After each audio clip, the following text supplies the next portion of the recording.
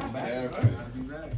So did they show you around the place and everything, you know, you still feel I mean, shoot, like I still got GPS, I know how to get here. What was your first impression when you found out that you were coming back to Kansas City? Honestly, it was a little bit of a surprise. Like I was getting my body right for the next day at work, and then the GM called me and said, "Hey, just want to let you know, train you can train you back to KC." And I'm like, "Okay, that's cool." The only part I was really a little annoyed about was like, I gotta move again. Like I just there's stuff over there in my old place that's still in boxes. So I'm like, at least it'll be a lot easier to just put it in the truck and go. But otherwise, I was fine with the decision. Derrick, what led you to the initial decision to try somewhere new, you know, after spending so many of the years in Kansas City? I mean, going into the free agency, I think it was more of a they just going in a different direction. You know, granted, my dog Mike Pennell playing balls to the wall. As they see him as going as being their guy, in all means, kudos to him. At that point, I had to, you know, as how this business goes, I gotta see where the opportunity's at and adjust with that and give me the opportunity. So what were your feelings about Kansas City when you made that choice? Did you feel like that you weren't wanted here then, or you just had to go somewhere else? I mean, what was that like when you signed with the Jets about saying goodbye to here? I don't know. I mean, yeah, I felt a little hurt because like this is the team that drafted me. But at the end of the day, they gave it the opportunity of a lifetime come out of college. So I wasn't mad or upset or anything. It's part of the business. So when the Jets offered me the opportunity, I was like, by all means. And how this business works, I'm right back where I started. So it kind of works out the right way sometimes. So had you actually like sold your house and everything here? I was renting here. Oh, you were renting the whole time here, Yeah. so it's easy enough to come back that way, but just had to repack, I guess. Huh? Yeah. Is it as wild playing for the Jets in that locker room with all that media? Is it as wild as we hear here? I mean, I didn't really hear that much media craziness, honestly, at that point where they were just really focusing on football.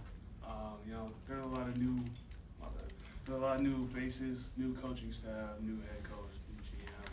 So like at that point, they really just want to focus just on football. So those are not much like media craziness, no. When you were in New York, was there any part of you that inside was kind of missing how it is here in any capacity?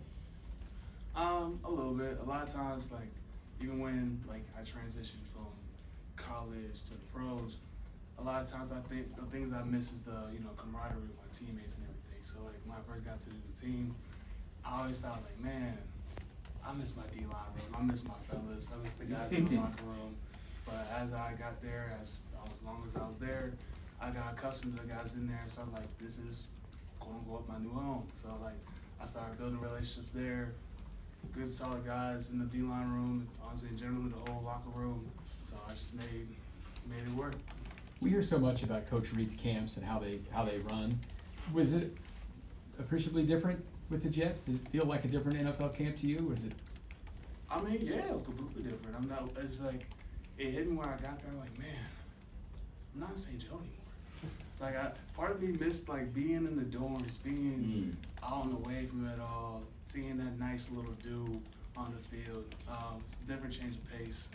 But, yeah, it was definitely different. But, every team does things differently. Do you have a different approach at all coming back now, or you just feel like this, you know what you bring to the table and you know how to fit in here? I mean, if anything, I felt like getting traded, if all things again is part of the business, but at the same time, I got to worry about, I was focused on my business. So for me, I kind of have a little bit of a chip on my shoulder.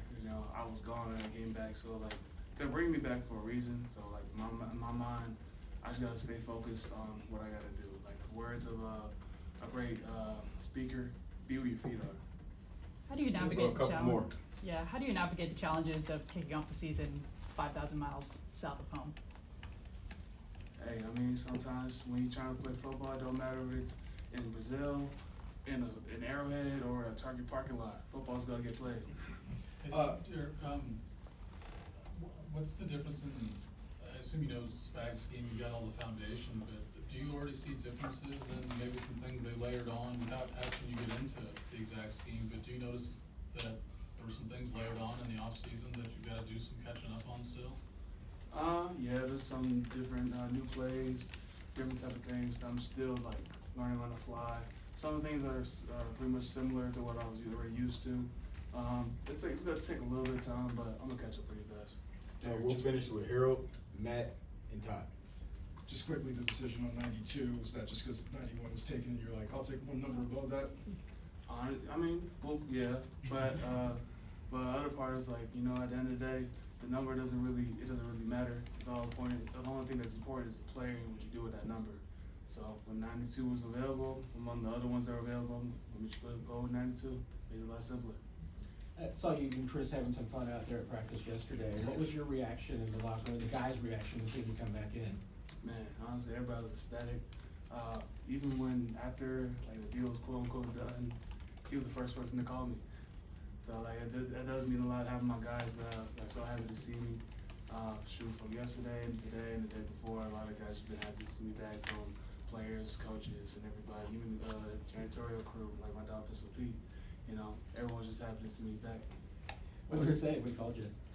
I mean, at that point, yeah, he was happy to see me, happy to be back. But at that point, our conversation was really strictly on business and what we got to do as a team, as a defense.